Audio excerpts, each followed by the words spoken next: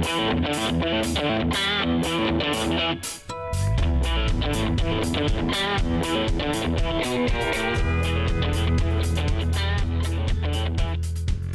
to Part Politics, where we prepare you for your next political conversation. I'm Jeronimo Cortina, political science professor at the University of Houston. And I'm Brandon Rottinghaus, also a political science professor here at the University of Houston. It's an exciting week in politics this week, Jeronimo. There's a lot going on, as usual. Obviously, we've got some presidential campaign news. We've got a new speaker, which is sort of surprising, but also, I guess, a happy occasion for some, although there are others who are less happy. But the big news of the week, of course, is the ongoing special session in Austin. There's a lot of things that are happening there, not the least of which is, of course, school finance and whether there is or is not a deal. This is sort of right. In the ether, apparently, but some details need to be hammered out as of our recording. So we'll get to that and much, much more. And speaking of much more, actually, the sort of interesting news of this week for national politics and for Joe Biden is that the United Auto Workers have struck a deal with GM to bring an end to one of the most high-profile strikes we've seen in recent memory. Basically, there's a lot of little details, but it's going to increase base pay for workers by about 25% over about 4 years. So this is a pretty big moment for the country, but also for Joe Biden. That's really why I bring it up, and I want to get your sense of like what you think this is going to mean for Joe Biden, his candidacy for president. President Biden took a gamble, right? And that gamble was for the first time in our history went and supported workers at the picket line directly and took the side of, the workers. So in a pre-election year, or we're in election year. We're always in an election year. That's true. It doesn't matter. It was a very risky gamble in terms of siding and obviously preempting former President Donald Trump that also visited, workers that were on strike. But for Biden has a significant, positive outcome in the sense that now he has made significant, I guess, political points and perhaps are going to seek or the UAW is going to actually endorse President Biden. So we know that's still happening. Right. And it's not, I think, probably in jeopardy of not happening. And even if this didn't happen or went on for longer, it probably wouldn't have mattered. But it's a little bit of a sigh of relief for Joe Biden, right? Because what you don't want to have happen is sort of chaos economically in the year that you're leading up to election. And you also, I think he was vulnerable to claims that he simply wasn't enough of a solid lefty Democrat. And that's where his biggest concerns are. So polling this week came out that suggests that basically there's an enthusiasm gap. Like Donald Trump supporters are really active, really engaged in this election, but Joe Biden's are not. And that's especially among people who sat out in 2022. So that's the kiss of death for Democrats. If you can't get younger voters to come out, especially younger voters of color to come out, that's going to be a huge issue for him. So this, do you think will kind of generate some enthusiasm there and maybe right the ship for him? Well, I mean, perhaps not, significant enthusiasm like, you would get at a kid's party, hitting a piñata, right? But, always, depends on what the piñata is shaped like, right? Exactly. And what's inside. What's inside is more important, right? True. But I think the strategic thing is that if you have labor on your side, right, that implies that you're going to get, movement on the ground, that you're going to get grassroots movement being involved in your campaign and getting people out to vote. So that can have, the positive impact in terms of the ground game and try to balance, especially in battleground states, it can have a huge impact. Yeah, and these states where you're seeing a significant transition economically, places like Pennsylvania, Ohio, Michigan, where Democrats have had that blue wall for a long time, you can't take it for granted anymore. And so he's going to have to make sure that works. And this is probably a step towards that, which at least for him is good. But we mentioned Donald Trump, we mentioned Joe Biden, but there are a lot of other people running for president. So other news this week has Nikki Haley surging, Ron DeSantis lifting, ? And then Mike Pence is out of the race. We'll explain what these are in a second. But let's talk about Nikki Haley surging. A new Des Moines Register poll has got her essentially second place in Iowa, which is a pretty stunning momentum shift for her. In fact, the fact that she's that close to Donald Trump was one thing, but the fact that she jumped over Ron DeSantis is quite another. So what do you make of this kind of, is this real momentum for her campaign, or is this just kind of rearranging the deck chairs on the sinking ship? No, I mean, I think it's I mean, you can say what you will about Nikki Haley, but I think that if you go and attack President Trump, you better have one way or the other a policy solution, or one way or the other an alternative, or one way or the other something else in addition to. Remember that the Republican Party is not 100% supporting former President Trump, right? You have very different groups within the Republican Party that are going to support either one candidate or the other candidate. In terms of the alternatives, people are saying that, well, Governor DeSantis doesn't have any substance, right? In terms of what needs to be done. And therefore, if you're very close to the brand of President Trump, it's like, well, why would I change my allegiances to Trump, right, for something that is similar to Trump, but it's not Trump? Yeah, not as good as. Exactly. So you want the original thing, exactly. Right? If I can get there's like a car commercial in here. Exactly. I don't know. I was thinking in terms of chocolate, right? Or in terms of these tell me. OEM parts, right? Yeah. If you're gonna buy a part that is basically the original part for the same price of a OEM, right?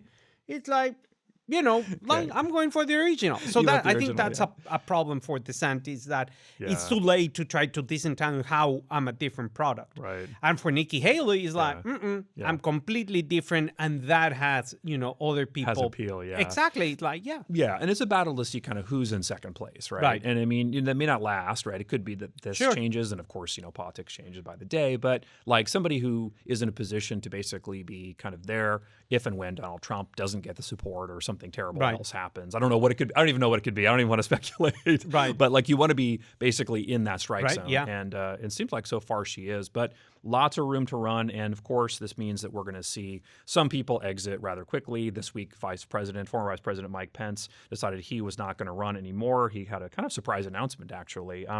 But not that surprising, right? There were concerns he wasn't going to make the third debate stage. His fundraising numbers have been really weak. He only has about $1.2 million on hand, which is not that much to run a presidential campaign. He'll raise about $3.5 million, which was far dwarfed by DeSantis and Haley, and of course, Donald Trump. But this is a stunning moment for us politically, because here's a time where, Mike Pence was formerly the kind of go-to person for the right.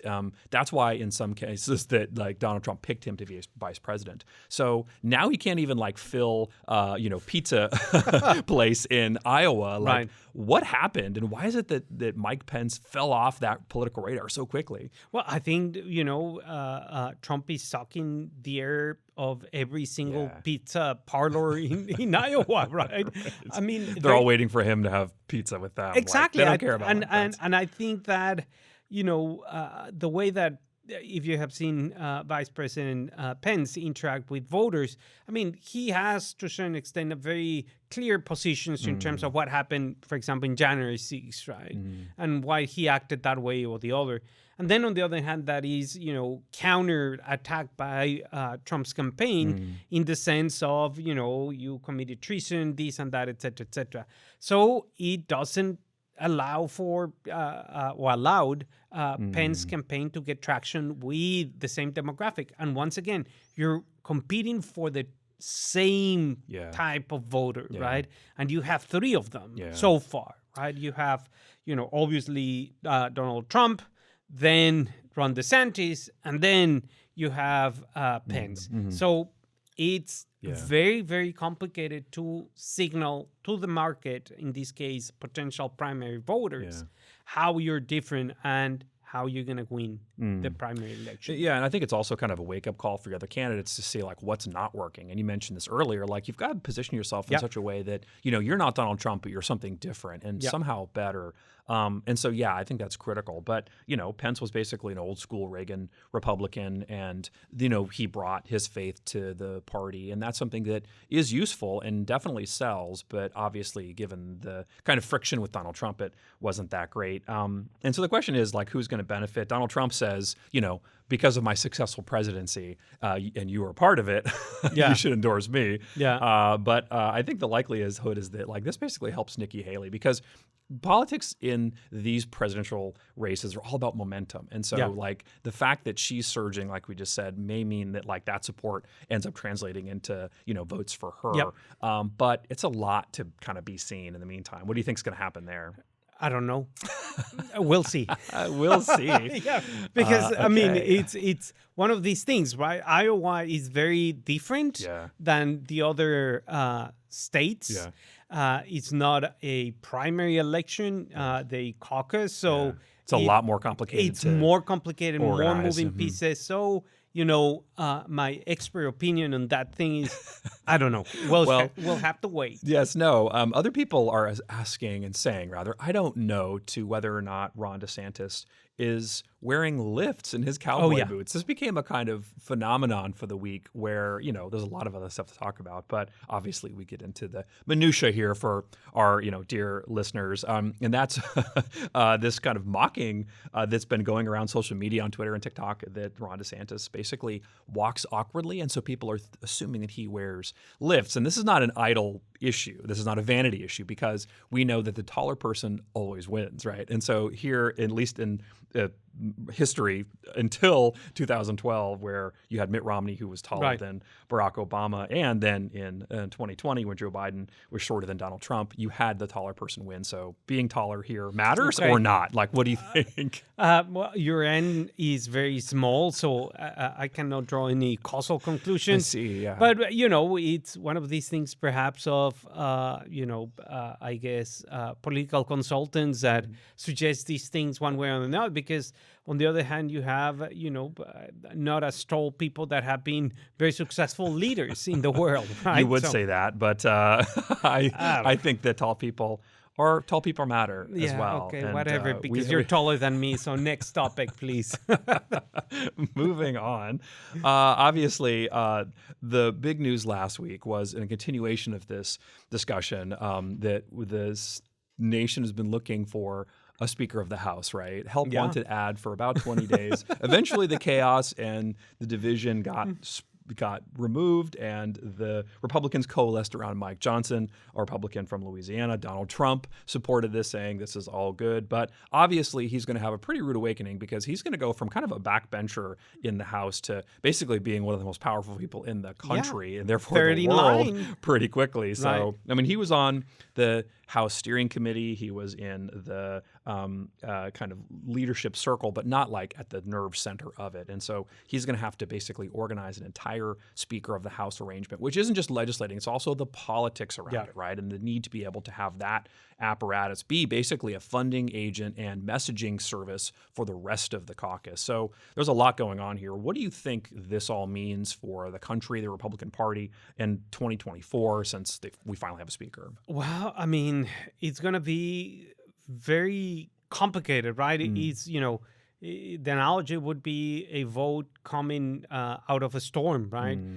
You need to see where are the leaks. You need to see if there is, water. If a water entered the engine, you need to basically disassemble it, clean it, and assemble it again. So there is a lot of moving pieces, and those moving pieces can have very important implications because 24 is already here. And if they cannot deliver, right? If they cannot deliver, is going to have important implications. And, he started his, I guess, how would you say, like chairmanship?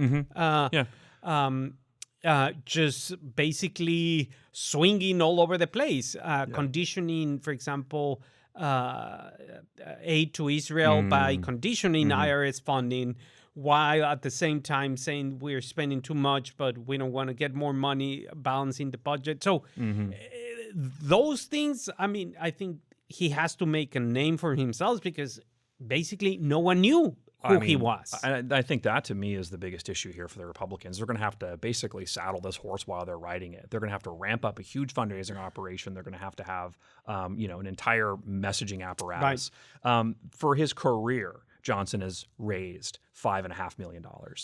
for his career. Now, just compare that to Kevin McCarthy, who raised $16 million last quarter. Yeah. Right? That's where the money is. And basically, the Republicans need the speaker to be a funding agent for a lot of these folks. The National Republican Campaign Committee, which deals with the House side of the equation, has raised $70 million a cycle. But basically, almost a third of that was from McCarthy that he transferred from his own fund. Well, so there's a huge money gap here. Yeah. And money matters in politics, especially when absolutely. you've got a message and get out the vote. But I think the messaging is the problem here. So Republicans are happy they've got a speaker, but the Democrats are licking their lips because they know that they've got like a potential opportunity here to paint the speaker any way they want to. And they're going to paint him basically as being anti-choice and being an election denier. And these are huge problems absolutely. because those are both drag on the Republican ticket. And so going into 2024, you've got a kind of unknown speaker who's been sort of underfunded, and you've got a messaging problem with most, where most voters are. So that's an issue. Right. And his, interviews so far in the media have been very clear, right?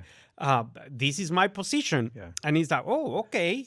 So it's not allowing, right? Yeah. But that's tough because we're in a position where we're literally, they've got to be able to pass a budget pretty soon. Israel's waiting for funding. Ukraine's waiting for funding. And as you said, the Johnson's trying to basically, maneuver his own caucus, but also try to get the other side of the building, right? And that's Mitch McConnell to agree. 150 years of combined experience, political experience. So. Is it going to work? We'll see. But these are brewing problems for him as well as for the country. But on Congress, let's sort of keep talking about that.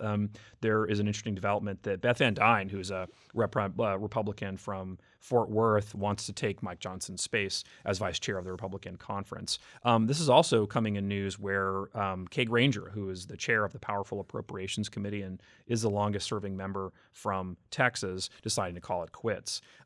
If you kind of combine these kind of questions together, my question is like where Texas is in terms of representation at the national level. It used to be that it dominated, right? You had Lyndon Johnson, you had Sam Rayburn for a long time. Then you had Bill Archer and Jim Wright. So you had so much power in Congress, and now it's waning, right? Yeah. Like the Texodus from a couple of years ago had basically a full third of the entire Texas delegation turning over, and of course they're replacing them with people who were serving and doing what they need to do. But it's a loss of clout for Texas, and now with Granger leaving, it means that anchor is kind of less stable. So what does this mean for Texas? Well, I mean, it only means that they have to start from square one once again, right? Because remember that the House especially has very clear paths to achieve seniority and achieve these positions of power.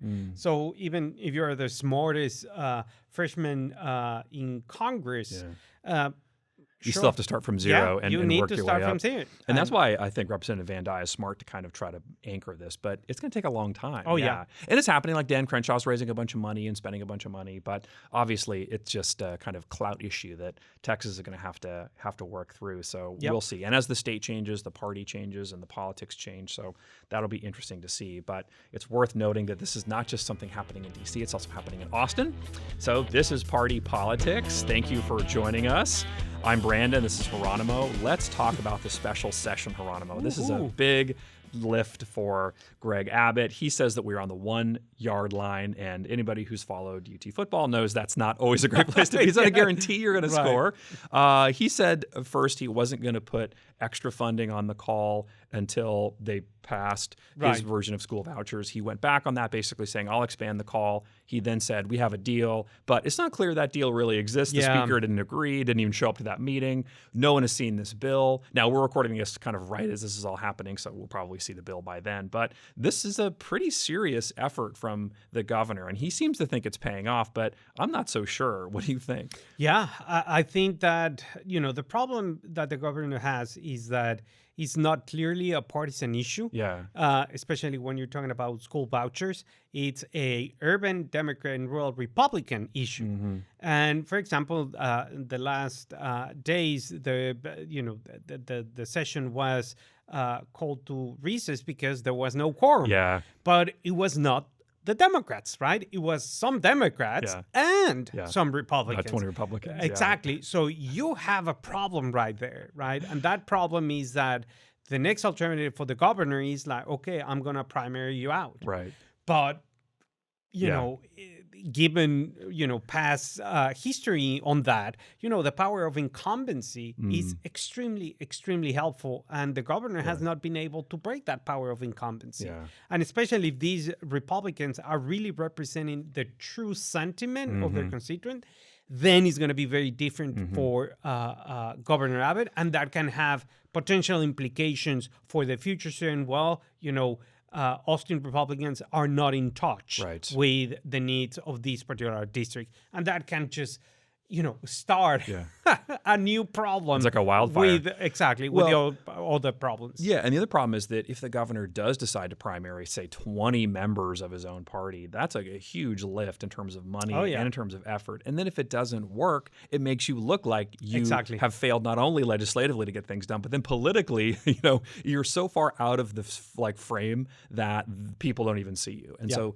I think that's a real complication for him. But let's talk about the proposed deal. The budget office basically has okayed this deal where the governor wants to spend about $10,400 per student. All K through 12 kids would be eligible, but they're also going to add a bunch more money to public schools for special education, school safety, and teacher pay raises. The governor implied this is a deal done, but not so fast, according to the speaker. Basically, no one's really sure about this. The Senate has its own version of the bill that does something very similar, but has about an $8,000 cap. Right. The other difference between the Senate bill and the House bills prior to this is that the legislature can move around money or not, or the governor can move around money or not. And so what the House bill did was limit the ability to move this money around when the legislature's not in session. So there's a kind of brakes on that, which is interesting to kind of check to see. But what do you think about this particular funding apparatus? It's expensive. You're talking about potentially billions of dollars. Like if every school-age kid decides to take advantage of this, you're talking about like literally billions of dollars. Yeah. And that's going to break the budget. Now, remember, the budgets have caps. Like by law, there are like 4 caps that have to be met. And so this would bust that like year one. Oh, yeah. It's not clear that many people would take the kind of money because there aren't enough private schools. But Republicans say, well, the private schools will catch up. We'll have more of them in places where, that can work. So what do you think about this? Well, I mean, it's not just in terms of the budget, right? It's in terms of many other important issues. For example, public schools are accountable in terms of, they're being graded, right? They're accountable in terms of performance, right? By the school, not the students, by the school. Yes. Private schools are not accountable to anyone. Great point. So that's public money that is being transferred to these private institutions that basically is, the kids can be falling apart or the school can be completely falling apart. And there's no way to make them accountable. No oversight. Nope, nothing. They don't have to meet the same academic standards. Nope. They might, but they don't have to. Yeah. So that's complicated. It's complicated. And this bill doesn't think all these things through. So when you're designing policy, you have to think all these potential unintended or intended consequences. Yeah. And, it's very worrisome because public education in this state and this country has been the quintessential factor that allows people for upward mobility. Yeah. So it's worrisome, and especially the budget, right? Remember, that we're flush this year because we had COVID funds, this and that, et cetera, et cetera, et cetera. We are not going to have COVID funds for the next fiscal year. There's no guarantee. And where are you going to get the money? There. Yeah. You're not going to increase taxes. I just don't get it. Yes, it is financially very tough. And if things don't continue to go well, everything's going to fall apart, but especially this. And then you've got people who count on that money to pay their tuition, and it's not there. Yeah. It's tough. And it doesn't seem to really be working. I mean, the polling suggested about half of Texas support providing vouchers to low-income parents. And so those numbers aren't like terribly robust. But it is supported among Black Democrats, right Republicans, and Latino Republicans. So it's possible that that's a kind of wedge issue for the governor. But it doesn't seem like it's so obvious that it's politically going to move the needle. So he's going to have a lot of work to do this week because time's running out, right? The other actually bill I wanted to ask you about is this border security bill. The House passed a bill that would let local police arrest migrants who cross the border illegally, and there's a host of other bills that have been doing similar things. Representative Wale, who's from Houston, got into kind of an argument about this. Obviously, this is something that's sort of very personal to a lot of members. But it sort of shows how far the state has gone, how far the Republican Party has gone, that they don't care, right? They want to make this bill happen. They have to kind of get this okay from their constituents, and don't really worry about the people they have to kind of like run over, including Democrats who've worked with them in the past on such issues. So what do you think about this? I think the first thing, just starting from the beginning, is that the argument is that there was no discussion, right? Like, who cares? Yeah. Like, we're not going to discuss it. Like, we're going to end up discussion here, right there. And it's like, really? But aren't you supposed to have a discussion? We're debating. That's what we do. Yeah, that's debate. That's what this building's for. We have 2 podiums for it, right? Exactly. That's what we should be doing, right? And if you want to be, passing it or whatever it is because you have the majority, fair enough. But you're going to be on the record, right? Deciding what are the consequences of this or that. Yeah. So I get why Representative Waller was angry at this. And the other thing is the implications and the message that this thing has, right? Yeah. In certain ways, right? Police doesn't know there's no AI filter that says, you have documents or you don't have documents or whatnot. So, yes, in order to know that, well, it's really likely that the color of your skin is going to be, to a certain extent, having some effect on these things. The governor has said, well, absolutely not. This doesn't have any implications. If you're breaking the law, you're breaking the law. And I get that, right? I do get that. But it's one of these things that is very, very complicated to implement it and not have these very, very bad unintended consequences where a state is a state that is becoming a minority state. Yeah, it's really complicated. They've rejected this a couple times, but now it's back. And so I do think this will be a campaign issue moving forward, but we'll wait and see. And we're going to continue that discussion next week. I'm Jeronimo Cortina. And I'm Brandon Rottinghaus. The conversation keeps up next week.